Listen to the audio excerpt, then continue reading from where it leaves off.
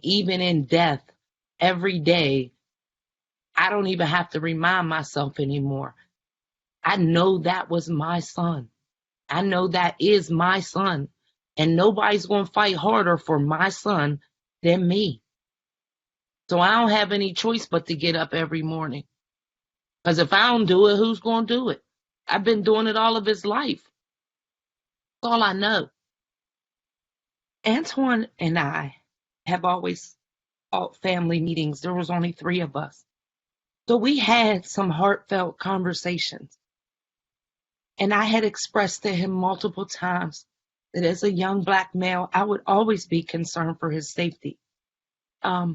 Unfortunately, I was concerned with Antwon losing his life in the streets. I never imagined him losing his life to somebody who was sworn to protect and serve. I didn't actually see that poem until the day after Antwon was killed. Mm. And for so many years, I had wondered, and I always repeated myself, you know, as a parent, you say to your kid, "Do you hear me? Do you hear me? I hope you hear me." Mm-hmm. And I didn't know until the day after Antwon died that he actually heard me. He wrote it for a school project, so it was never made public. His teacher saved it. And the day after he died, when everyone in the city of Pittsburgh was protesting, she brought it to my house.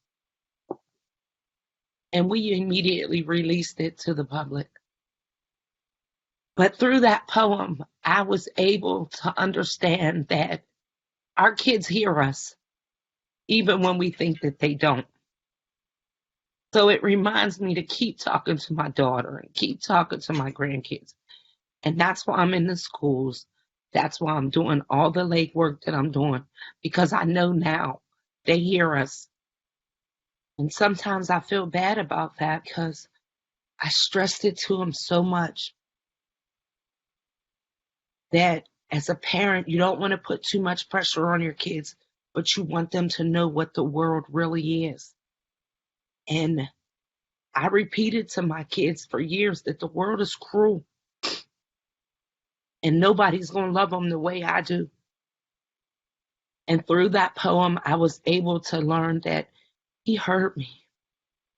He knew. The sad part is that poem ended up being reality all the way from beginning to end. And I just wish it was different. I think we all hope and pray that when it's our child, you don't have to see it anymore. And every time you see another one, it takes you right back to the day that it happened to you. Miss Rice has come to my home, and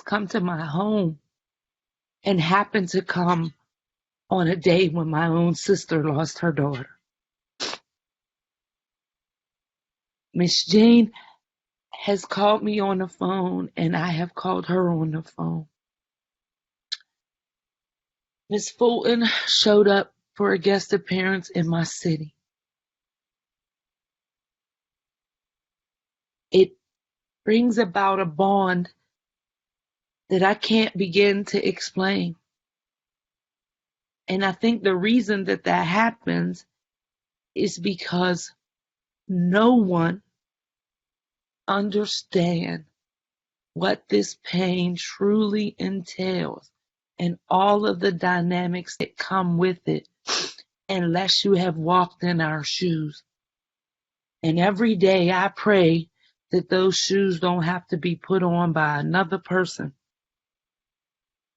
So it's heartbreaking. It's not just heartbreaking for myself. My heart breaks when I listen to their pain because I know what that pain is.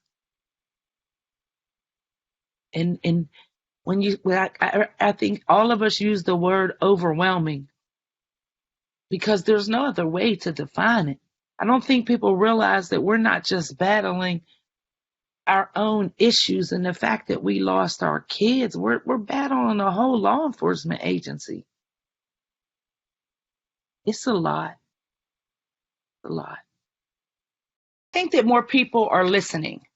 And for me, the executive order that was signed by the president, I'm actually just praying that it puts a little pressure on the representatives in the state level so that they are at least encouraged to take action because the president took an action no matter how small it was. I'm hoping that now his supporters and the other Republicans, whether it be in the Senate or in the Congress, realize that because he took at least the initiative of signing an executive order, that it is okay to speak up and stand in your truth and do what is right. So I'm hoping that he is just an example by putting his signature on that piece of paper for those on the state level, because at this point in my home state, we're pushing our own bill, which is House Bill 1664, and we can't get the Republicans on board. So I'm hoping that at this point, his followers and the people that support him now say, he signed something, we can do the same thing. None of us asked to be thrust into this role. It has become a job for most of us, and I know for myself. I no longer have a son out there. And I'm still willing to get out there, lead the way, push the movement, and open up some doors for some other people. I personally feel like this. If I can do it and I don't have a son out there, every Black person should do it. I stand by the philosophy that I am Black and I am proud. And anybody who is Black should be out there on the front lines right with us. I'm no longer trying to save the life of my son. That is gone. But if I can save the life of another mother's child, I'm going to do it every day of the week. And I mean, I ain't stopping till I'm dead. And I pray somebody in my family picks up the fight then. Well, hey there, GMA fans. Robin Roberts here. Thanks for checking out our YouTube channel. Lots of great stuff here. So go on, click the subscribe button right over here to get more of awesome videos and content from GMA every day, anytime. We thank you for watching, and we'll see you in the morning on GMA.